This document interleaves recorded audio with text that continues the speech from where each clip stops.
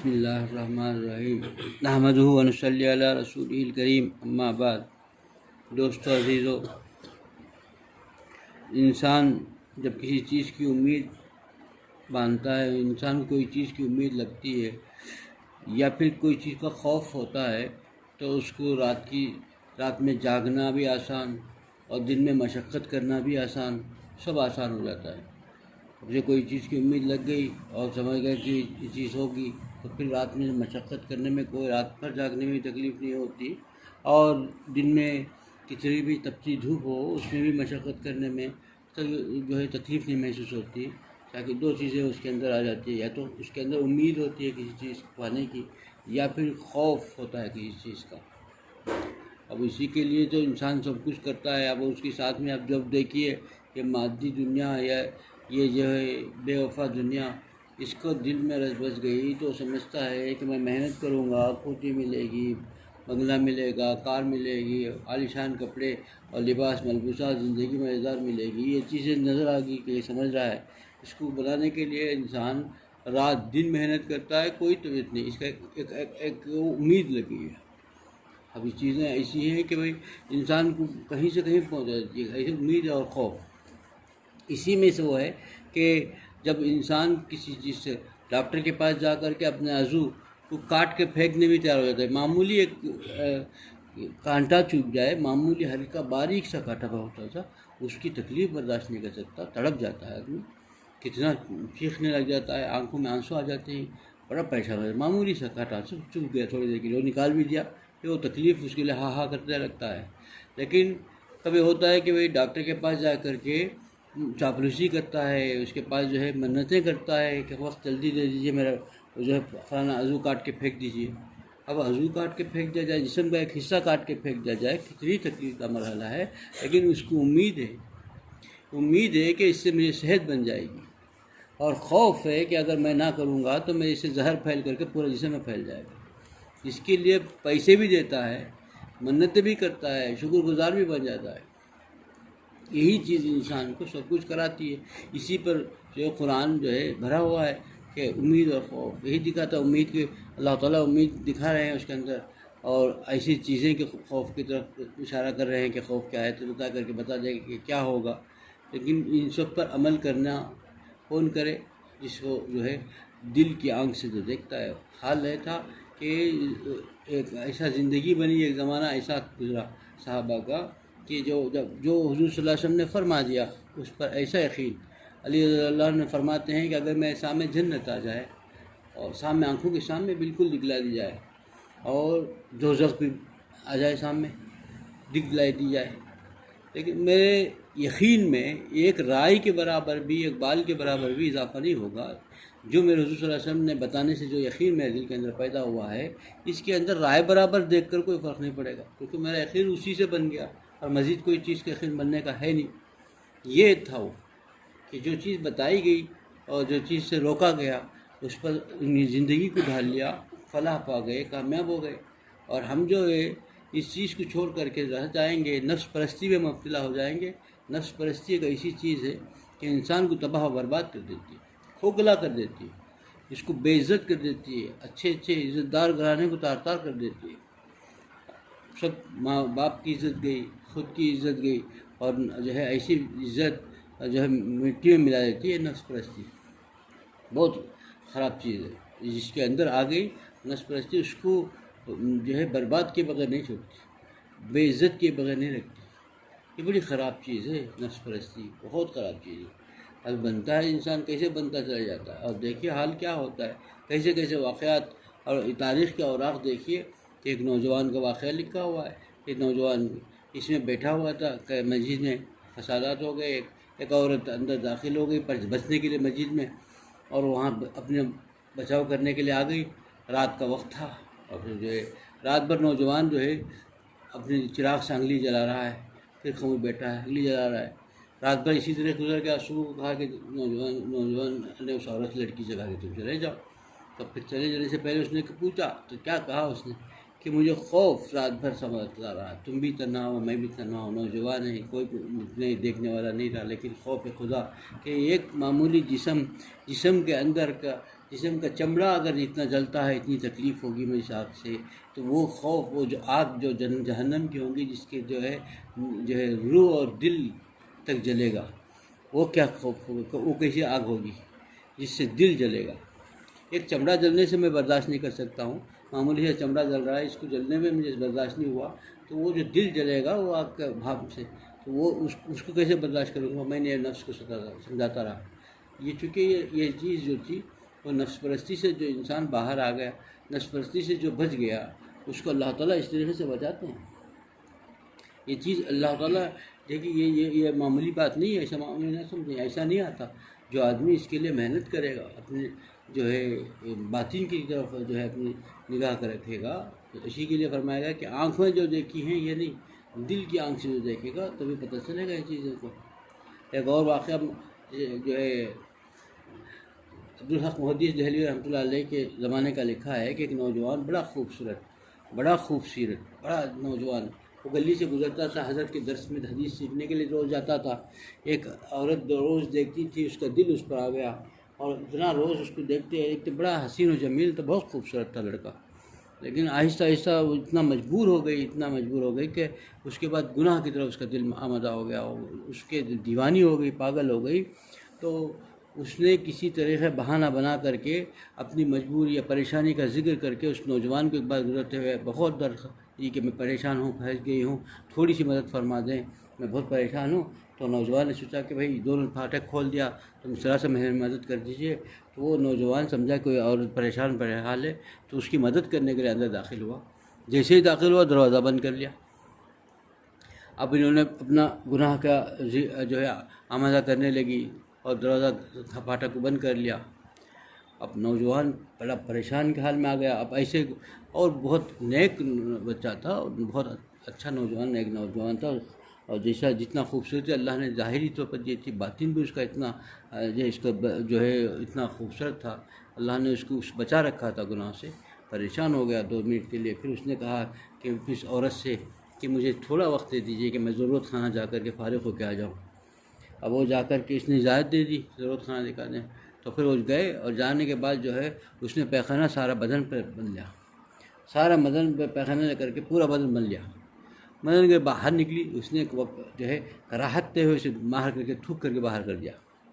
سیدھا نوجوان باہر نکل گیا، اور باہر نکل کر کے ایک نہر میں گیا، نہر میں جا کے کپڑے دھوئے، کپڑے پورا دھو کر کے نہایا، کپڑے دھو لیے، اور کپڑے پہن کے دھو کر کے بھاگتے بھاگتے فوراً جو ہے شیخ عبدالحق محدث دہلوی رحمۃ اللہ علیہ کی مجلس میں حاضر ہو گیا، حدیث سے پڑھنے کے لیے دیر سے آیا، پیچھے جگہ ملی بیٹھ گیا۔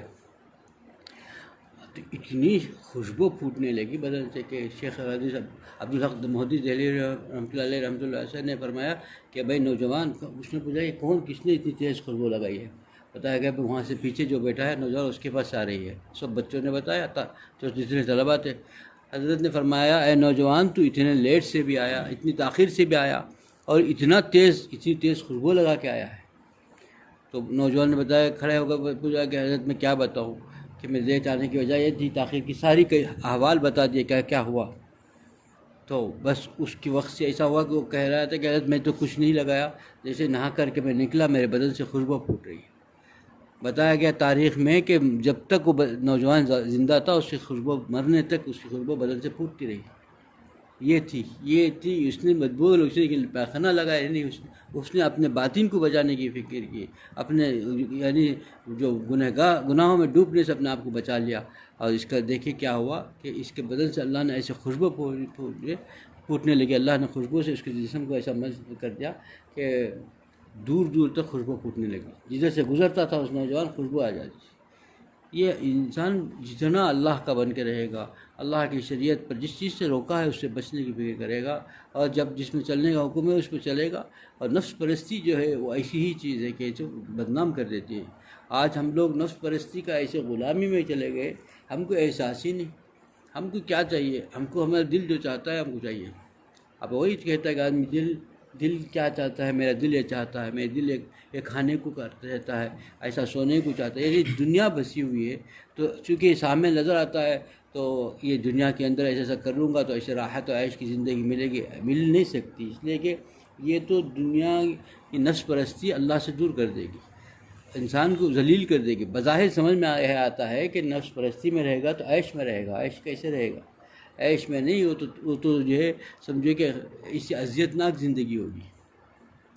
سمجھ میں نہیں آتا، وہ جو آدمی جو اس میں مبتلا ہوتا ہے اسی کو پتہ چلتا ہے کتنی اذیت ناک زندگی ہے، چین و سکون ختم، بدنام بھی، اور اللہ تعالیٰ کی طرف سے ایک جو ایسا عذاب اس پر مسلط رہتا ہے کہ وہ ہمیشہ ہر وقت ہر لمحہ پریشان رہتا ہے۔ نفس پرستی کا جو انسان ہے، نفس پرستی کا جو غلام ہے، وہ ہمیشہ پریشان رہتا ہے، اس کے اندر چین و سکون ختم، اللہ تعالیٰ کی طرف سے ایک عذاب اس کے پر چین و سکون ختم ہو کر کے ایک پریشان ایسا عذاب مسلط ہوتا ہے۔ اور اس کے لیے یہی ایک ہے کہ اپنے جو ہے باطن کی فکر کرے، اور اللہ تعالیٰ نے جو چیز بتائی اسی کے لیے قرآن میں جو ہے دو چیزیں ہی بتائی گئی ہے، اور ایک امید دلائی گئی ہے، اور خوف کے آیتیں ایسے بتاتی ہیں کہ کیا کرنا ہے کیا نہیں کرنا ہے۔ اس پر انسان چل گیا، کیونکہ انسان کی طبیعت یہی ہے، اللہ تعالیٰ طبیعت کے خلاف نہیں، اللہ تعالیٰ جو بھی بتائے طبیعت ہے انسان کے۔ دیکھیے ظاہری دنیا میں بھی وہی کرتا ہے، وہی کام کرتا ہے، جو خوف اور جو بھی کرتا ہے اسی سے دو میں سے کوئی چیز ہوگی، یا تو کوئی امید ہوگی یا تو کچھ خوف ہوگا۔ ساری تنظیمیں، سارے کام و کاج، سارے دنیا کے دور دھوپ اسی کے گرد گھومیں گے، یا کسی چیز کا خوف ہوگا یا کوئی چیز کی امید ہوگی۔ تو اسی کے لیے تو اللہ تعالیٰ نے انسان کے مزاج کے ہوئے خالق ہے، مالک ہے، انسان کو اسی نے بنایا، وہ جانتا ہے کہ اس کا مزاج کیا ہے، کیا کرتا ہے، تو اسی کے اسی پر اللہ تعالیٰ نے وہ قرآن کو بھرا ہے، پورا قرآن کے اندر آیتیں اسی پر بھری ہوئی ہے کہ خوف اور امید بھی بنایا، اسی کے حالت بنایا۔ اب یہی چیز جو ہوتا ہے، وہ زمانہ ایسا گزرا کہ انہوں نے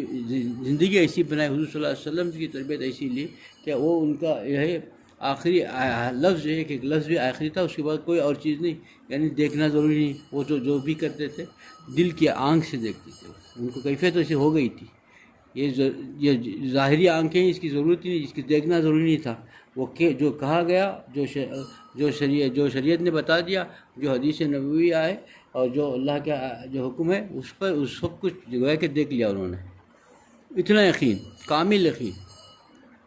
چونکہ وہ اللہ کے بننے کے لیے بےتاب تھے، اللہ ان سے پیار کرنے لگا، اور اللہ تعالیٰ کیسے وہ راضی ہو گئے۔ اور ہمارا حال یہ ہے کہ مادی دنیا ہے، یہ دنیا جو ہے کیا ہے، دھوکے کا گھر ہے، یہ جو بے وفا دنیا ہے، اس کے اندر ہم نے دیکھتے ہیں کہ بڑا نفع ہے، یہ کریں گے تو یہ نفع ہوگا، یہ سب ملے گا تو اتنا کما لوں گا، اتنا ہو جائے گا، تو اسی کے در و دھوپ میں رات دن کر لیتا ہے، کوئی تکلیف محسوس نہیں ہوتی، رات میں جاگنا میں تکلیف نہیں، دن میں جو ہے محنت دھوپ میں جا کے خون پسینہ ایک کرنے میں کوئی تکلیف نہیں ہے، کیونکہ اس کے اندر یہی دنیا یہ سمجھتا ہے کہ اس سے میں فائدہ حاصل کر لوں گا، اور نہیں کہ تو نقصان میں رہ جاؤں گا، اور یہ امید بھی لگی ہوئی ہے، اور خوف اس کا ہے کہ میں یہ نہیں کروں گا تو پھر جو ہے کچھ نہیں کھا پاؤں گا، بیکار ہو جاؤں گا، ذلیل ہو جاؤں گا۔ نہیں ہے دوستو عزیزو، جو مقدر میں ہو تو ملے گا، لیکن ہم اتنے غلط راستے پہ چل کر کے یہ دنیا جو بے وفا دنیا کے اندر ہو گئی، یہی کام اگر ہم دین کے لیے کر لیتے، جو چیزوں سے منع کیا ہے اس پہ بچنے کی فکر کر لیتے، اور جو اللہ نے جو امید دلائی وہ کرنا، اسی کے لیے دیکھیے بڑی سے بڑی مشکل سے مشکل کام بھی، مشکل سے مشکل کوئی عبادت کوئی چیز بتا دی گئی تو ان کے لیے سہل تھا، جو عشق میں تھے، عشق اللہ کا عشق، اللہ کی سے محبت اور اللہ کے رسول صلی اللہ علیہ وسلم سے محبت تھی، تو ان کے لیے کوئی بھی کام کرنا مشکل نہیں تھا، اور کوئی کسی چیز سے بچنا مشکل نہیں تھا، ہر چیز ان کے لیے آسان تھی، کام طاعت کے لیے بھی آسانی، اور جو ہے کسی چیز سے بچنے میں بھی آسانی، یعنی دونوں چیزیں ان کے لیے آسان تھی، اس لیے کہ وہ محبت تھی۔ آج ہم دونوں چیزوں کے لیے مشکل کیوں ہے، ہم کو جو ہے طاعت میں تکلیف کیوں ہو رہی ہے، کسی گناہ سے بچنا میں مشکل کیوں ہو رہی ہے؟ اس لیے ہے کہ ہمارا جو ہے وہ سامنے جو ہے باطن کا جو کیفیت ہے اس پر نگاہ نہیں ہے، آخرت پر نگاہ نہیں ہے، سب کچھ بھی ہے اس دنیا، عارضی دنیا ہی پر ہم لوگ لگے ہوئے ہیں، صبح سے شام تک اسی کی فکر میں ہیں، تو پھر یہ سب چیزیں ہمیں مشکل، طاعت میں بھی تکلیف اور گناہوں سے بچنے میں بھی مشکل ہو رہی ہے، نہ ہم گناہوں سے بچ نہیں پا رہے ہیں، نہ اللہ کی اطاعت کرنے میں ہم کو جو ہے وہ شوق ہے، وہ بڑی مشکل سے کوئی عبادت ہوتی ہے تو بڑی مشکل سے کرتا ہے انسان، کیونکہ آخرت کی نہ فکر ہے، نہ اللہ تعالیٰ کو خوش کرنے کی کوئی تمنا ہے، ہمارا جو کچھ بھی ہے دنیا یا عارضی دنیا کی فکر ہے کہ ہمارا بڑی کوٹھی ہو جائے، راحت کے سامان مل جائے، کار ہو جائے، بنگلہ ہو جائے، عالیشان لباس ہو جائے، یہ تو عارضی ہے، یہ تو کسی بھی گزر جائے گا، انسان گزرتا ہے، گزرنے کا آیا راہ گزر ہے، اور کہیں بھی گزر ہی جائے گا، لیکن انسان آخرت کی فکر کرے گا، تو فلاح پائے گا، یہاں بھی چین سے گزارے گا، ایسا نہیں کہ بھئی تکلیف سے گزرے گا، یہاں بھی چین سے گزرے گا، آخرت کا پوچھنا ہی کیا، وہاں تو بڑی بڑی جو ہے خوش نصیبی کے ساتھ رہے زندگی گزرے گی۔ اسی کو سوچنے کی ضرورت ہے، ہم میں سے ہر آدمی غور کرے کہ ہم کیا نفس پرستی کے غلام ہیں، نفس پرستی میں مبتلا ہیں، یا پھر کیا ہم اللہ تعالیٰ کی طاعت کے لیے تڑپ رہے ہیں۔ ہم میں سے ہر آدمی غور کرے گا تو پتہ چلے گا کہ ہم بھی نفس پرستی کے، ہم کو پتہ ہی نہیں ہم کیسے نفس پرستی کے غلام ہو گئے، ہم جو ہے نفس پرستی میں مبتلا ہیں۔ تبھی تو ہم کو لیے بڑی مشکل لگتی ہے، طاعت میں مشکل، راتوں میں اٹھنا مشکل۔ یہ ایک بار ہم اپنے نفس سے غور کر کے دیکھیں کہ اگر ہم کو سفر 3 بجے جانا ہے، ہمارا ٹرین یا بس کا سفر 3 بجے کا ہے، تو کیا ہم نے مشکل ہوتی ہے اٹھنے میں، تکلیف ہوتی ہے اٹھنے میں بہت زیادہ نیند آتی ہے، گہری نیند نہیں آتی، بڑے آسانی سے اٹھ جاتا ہے، ایک جھٹکے سے اٹھ کے بیٹھ جاتا ہے اور فوراً تیار ہو کے نکل جاتا ہے، اور وہ نماز کے لیے اٹھنا بڑا مشکل لگتا ہے۔ بہت دنوں سے ارادہ ہے لیکن کبھی اٹھ نہیں پاتا، تو پتہ کیا چلا کہ دنیا کے اندر چونکہ وہ جو فائدہ ہے وہ سامنے ہے، اور اس کا فائدہ جو بعد میں آنے والا ہے یہ اس کے پاس کوئی حقیقت نہیں ہے، کوئی اس کی حیثیت نہیں ہے۔ تو اسی وجہ سے جو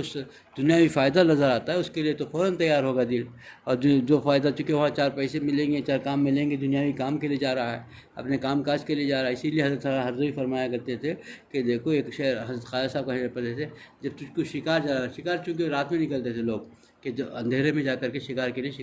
شکاری جو ہے شکار کرنے کے لیے رات میں جا کر کے اپنا شکار کی تلاش میں اپنی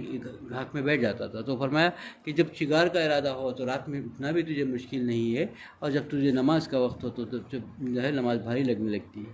یہ کیا حال ہے، انسان اپنے آپ پر غور کرے، انسان غور کر لے تو پتہ چلے گا کہ بھئی حال کیا ہے، کیا کرنا چاہیے اور کیا کر رہا ہے، کتنا غافل ہے انسان۔ اس غفلت سے نکلنے کے لیے اللہ عالم کی صحبت ضروری ہے۔ اللہ مجھے بھی اس پر عمل کی توفیق عطا فرمائے، آپ لوگوں کو اس پر عمل کی توفیق عطا فرمائے۔ وآخر دعوانا الحمدللہ رب العالمین۔